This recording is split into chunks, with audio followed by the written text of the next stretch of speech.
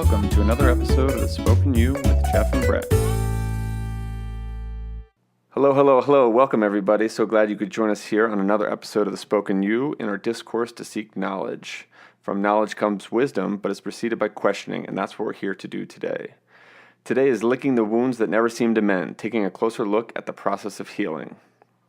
I think, Brett, it's important to start off this topic of healing. We have to admit that we're broken. I think if we address that, we get a better mind frame of how healing plays a role in our lives, both individually and globally. We can have a physical ailment that may manifest itself so that our brokenness is quite apparent, thus forcing a degree of healing on our parts. But what about the parts that are unseen? So I think the best way to jump in is the first question would be, how do we go about assessing our internal damage? Therefore, we can start to begin a process of our own healing. One of the biggest elements of that, I guess, is really coming from a place that we're actually whole originally.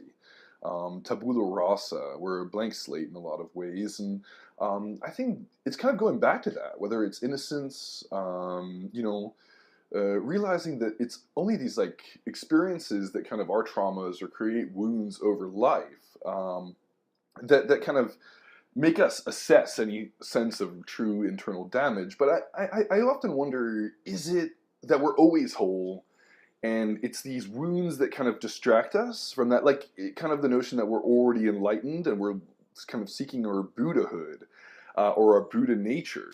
And that's kind of an affirmation of the wholeness that we all always have, but on the same token, are these wounds, are these traumas, are these painful moments in our journey, the suffering, if you will, kind of this distraction that doesn't really allow us to surrender to that wholeness that we already possess.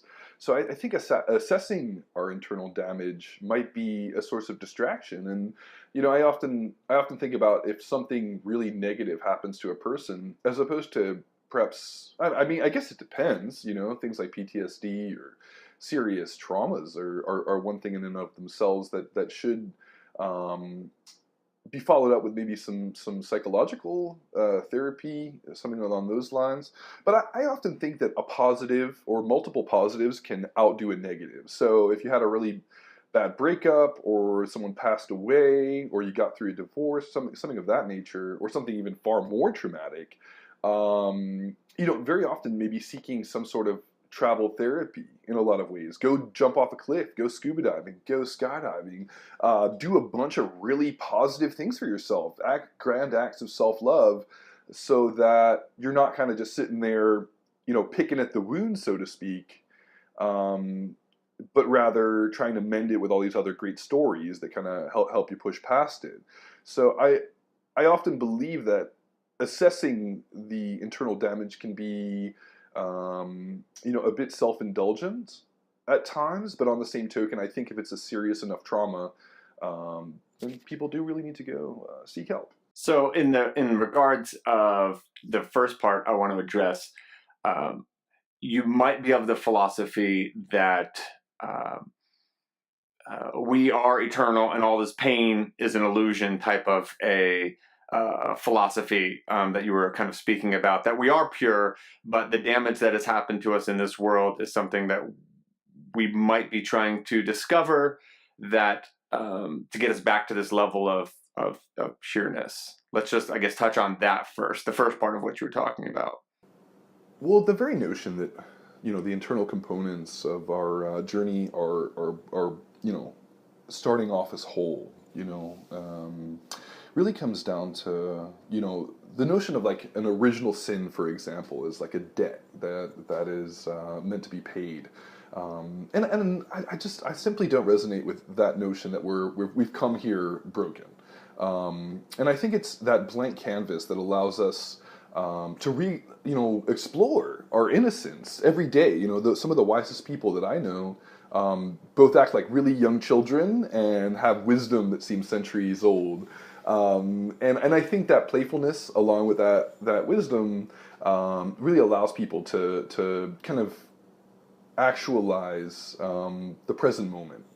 And when we talk about the past, I think it always, it was experienced as a now. So I think as long as we work on our now, to be able to create as much joy and stay present and allow those wounds to not draw us back to the past by really creating, whether it's service, whether it's, grand gestures of charity, or just simply just acts of self-love, from anything from getting a massage to going out dancing to just celebrating life however we feel. And that's where I think travel therapy comes into it in a great deal, and to be pursued. But again, all hypnosis is self-hypnosis in a lot of ways. So, and which is apparently a really viable resource for people with PTSD. It's regression therapy. So very often going back and re-examining the experiences is a really, really healthy process in terms of healing. Then by your philosophy, it kind of hits on the fact that it isn't really our job to fix the brokenness that we may or may not be brought into this world with, but rather kind of create our daily joy, irregardless of what trauma might have happened, aside from something that might be extreme trauma like PTSD or something that's gone on currently in our lives.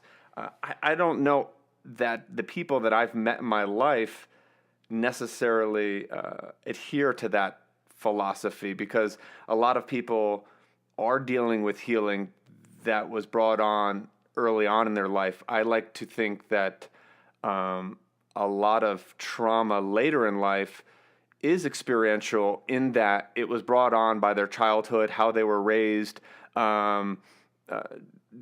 trauma that they're trying to undo later on in life that is affecting the way they are. Maybe not so much brought in from a previous lifetime or previous world, but literally the fact of how they were raised. They're dealing with issues all of the time. And I want to take a closer look at how we inspect these things and identify that these are real traumas in our life and preventing us from potentially creating the joy that we need to create in our daily lives. I don't know if you've experienced people that you deal with on a daily basis that deal with these traumas and maybe haven't been able to identify what they are to be able to go on and create this kind of joy that you're speaking about on their daily lives.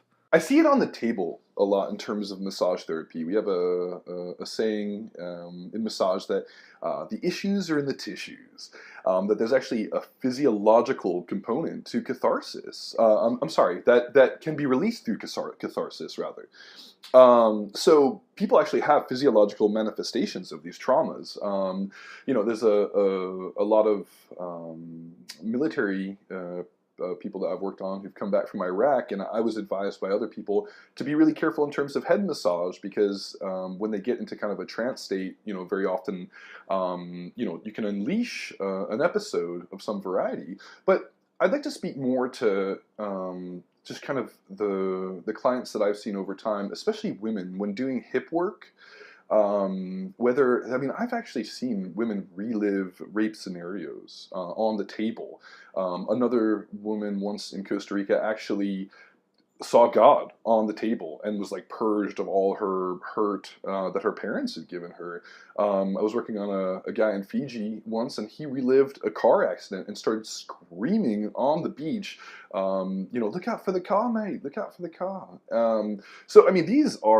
There are physiological manifestations to a lot of these traumas, and that's why I think self-love is actually a really great way to pursue it and adventure, because I think a lot of times, whether it's jumping out of a plane or finding yourself in the middle of a forest and even getting lost and maybe not even knowing where you are and having a good cry.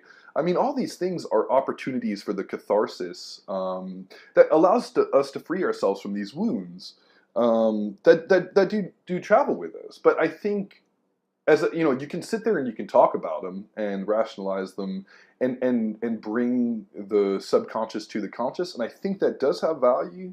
But I think it often goes deeper than that. I think that these wounds do have physiological manifestations, but unless you are open to having that catharsis, because I think our ego tries to protect us sometimes from freeing ourselves, or our neurosis needs us to be in control and we can't be a hurt person.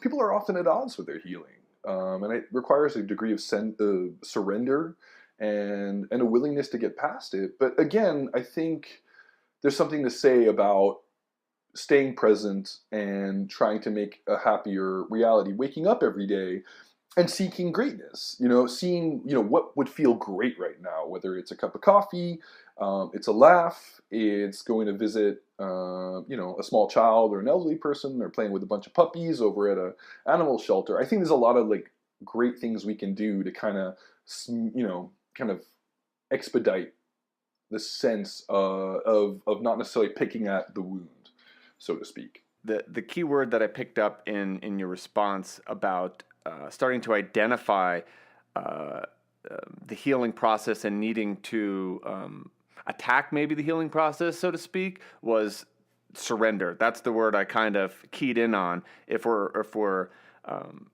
vulnerable enough to surrender to the healing process, then we can start to begin that healing process.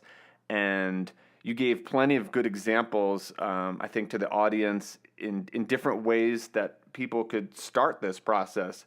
You're a massage healer, so that's an attempt in one way that people might identify a problem and go about healing. And the first response I think you had was kind of an experience type of healing, whether it's traveling or going out into the jungle or jumping off a bridge. These are all types of ways that might jolt you into a healing process and start to kind of relate this to identifying some traumas. Then there was the hypnosis we talked about a bit, which is another method that somebody might relive some scenario that they can work through some of their process as well. So I think there's multiple different avenues in which people can hit on to start to either do their own self-guided healing or via somebody else and kind of bring that healing out through them. I think that begs the next question, which would be, why is it important that we heal? What value does that bring to our lives? And a bigger question is, looking at this through a society standpoint, why is it that if we admit that we need healing, it's received negatively, I find? Look at mental illness in Western culture. It's one of those kind of gray areas that people are really afraid to touch upon.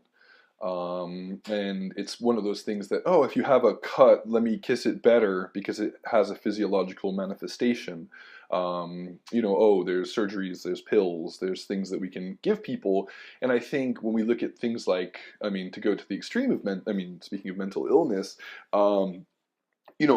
we want a sense of belonging, and very often there's a lot of societal disorders that don't allow people to find cohesion in belonging and in society, and finding a place within that.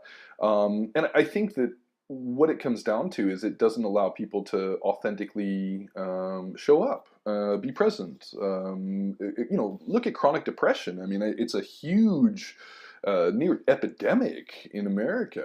And I think it's a really debilitating phenomenon, if you will, I guess, for lack of a better word. And ultimately, whether it's a crisis of self-love, whether it's a crisis of, let's just say, being neurotic and trying to have control over something that is ever present. But as a person who's kind of tasted it here and there throughout my life, which I think is just kind of the byproduct of being intelligent and maybe not an entirely intelligent world. I found that by going to third world countries, for some reason, it just dispelled. There was just too much aliveness. There wasn't that neurosis. There was always this kind of open door policy with a lot of people that lacked in the West. So I think it has a lot to do with isolation. And I think that's where we kind of go with mental illness, is that we say, put it aside, put them, the same place we put everything else.